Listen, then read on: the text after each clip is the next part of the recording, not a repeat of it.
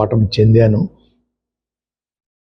అన్న మాట ప్రకారంగా నా పేరు పద్మనాభరెడ్డిగా మార్చమని చెప్పేసి గెజిట్ పబ్లికేషన్ కోసం పేపర్స్ అన్నీ రెడీ చేసుకున్నానండి. రేపు ఇంట్లో పూర్తిగా నింపి పేరు మార్పు కోసం దరఖాస్తు చేస్తానండి.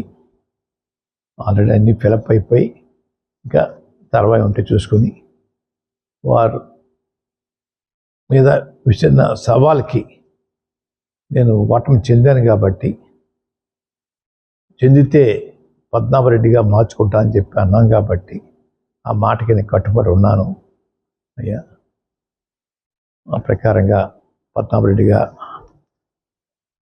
మార్చమని నమోదైన పేరు పేపర్స్ మీకు ఇస్తానండి అయ్యా.